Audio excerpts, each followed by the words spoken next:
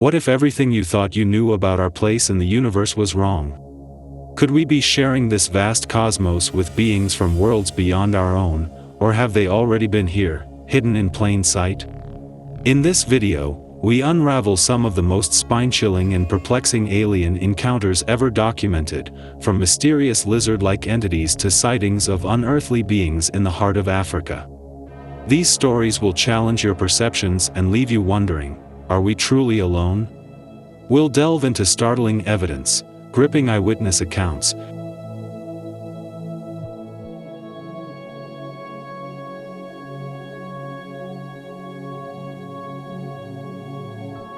and groundbreaking scientific theories that suggest humanity might not be as solitary as it believes. Are these encounters proof of extraterrestrial visitors, covert government projects, or simply tricks of the mind?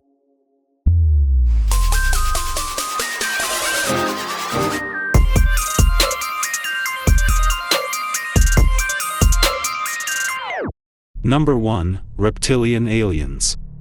Now that we know about the theory and its origins, let's look at some possible sightings of these reptilian overlords. One of the earliest modern-day reports comes from Nebraska police officer Herbert Schirmer. On December 3, 1967, Schirmer was a 22-year-old rookie patrolman. While making his usual rounds along Highway 6 at 2 a.m., Schirmer noticed what he thought were red lights on top of a large truck. Curious, he drove towards those lights. Schirmer stopped shining his headlights on the source. It was not a truck. The red lights were blinking through the oval portholes of a metallic oval-shaped object. This object was hovering about 8 feet above the road surface. It had a structure underneath like landing gear. As he watched, the object rose into the air with flames shooting out from below. It passed above his patrol car, then quickly shot out of sight. It was 3 a.m. by the time he returned to the station, but Schirmer felt as if only 10 minutes had passed. He made the following logbook entry: saw a flying saucer at the junction of Highway 6 in 63, believe it or not. Afterwards, Schirmer fell ill. He was hypnotized as part of an investigation into the matter. Under hypnosis, he recalled that after he stopped in front of the UFO, his car engine died and his radio went silent. A reptilian being that emerged from the craft, it claimed to be from Venus and had friendly intentions. According to Schirmer, the being only wanted to draw energy from electrical power lines. It also wore an emblem on its clothes depicting a winged serpent.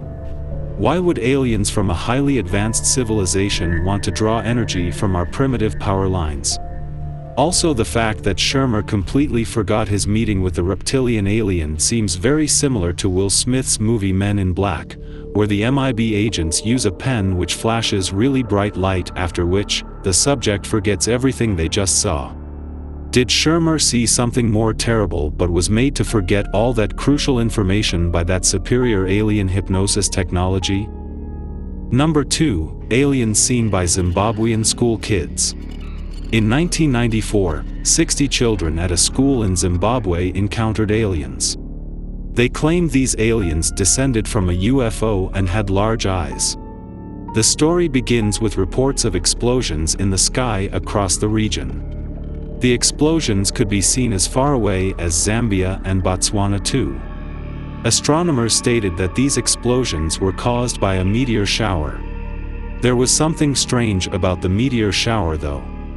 Many eyewitnesses say a capsule-like fireball emerged. It was trailing fire and flanked by 2 smaller capsules. Following that, numerous reports of alien sightings began to pop up. A young boy and his mother reported spotting aliens in daylight before the aliens disappeared. A trucker also had an encounter with strange beings on the road at night. Then on September 16th, a representative of Ariel Primary School called in. The representative insisted that her students had encountered aliens. The story states that Ariel students were playing outside. They spotted disc-shaped objects in the sky. There were 3 or 4 of these objects. The objects flew in along the power lines and finally landed in the bush area, amongst the trees. The children were afraid, but also curious. Shortly after, aliens emerged from those disc-shaped crafts.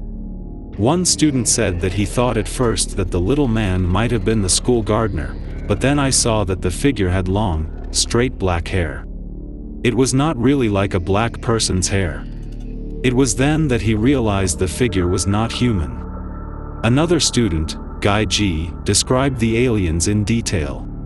He could see the little man, about a meter tall, was dressed in a black shiny suit. It had long black hair and eyes which seemed lower on the cheek than our eyes. The alien's eyes were large and elongated. Its mouth was just a slit, and the ears were hardly discernible.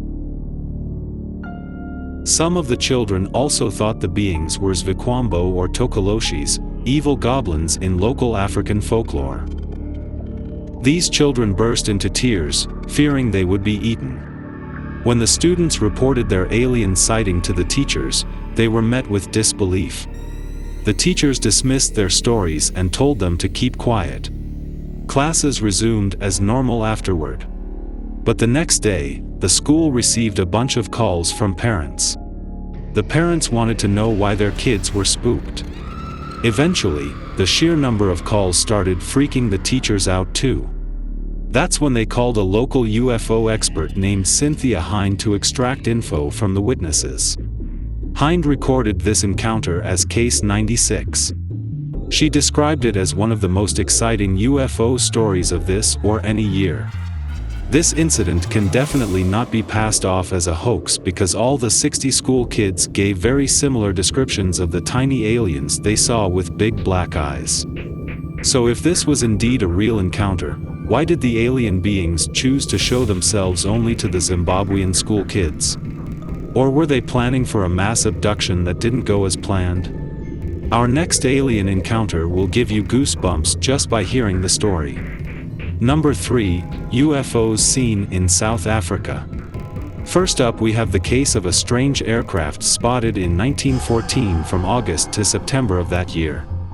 Thousands of South Africans across the country observed this aircraft. They believed it to be a nighttime monoplane. The aircraft had its headlights on constantly and performed sophisticated maneuvers. This first took place during the First World War.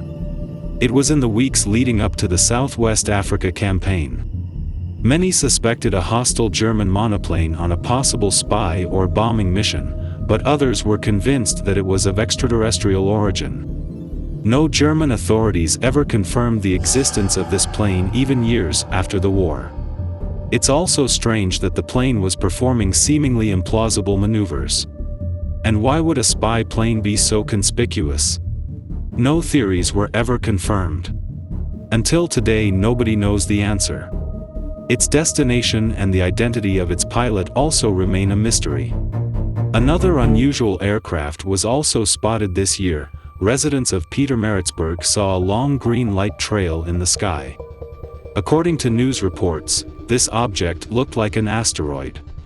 Within a few hours, multiple social media users reported similar sightings. Some of them suggested it was an alien invasion.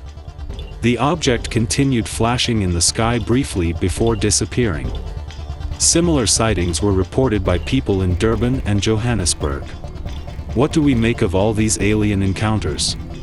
On the first 2 occasions, the humans were left unharmed after meeting the aliens. But does that guarantee that we will be safe the next time we come face to face with such aliens? Maybe they were planning something sinister back then but missed the opportunity. And the next time they come, they will be well prepared. We will only have to wait and watch. Share your thoughts in the comments section below. And be sure to subscribe to Edge of the Universe for the latest revelations in space exploration. Hit the bell icon to stay updated, and let's continue to explore together.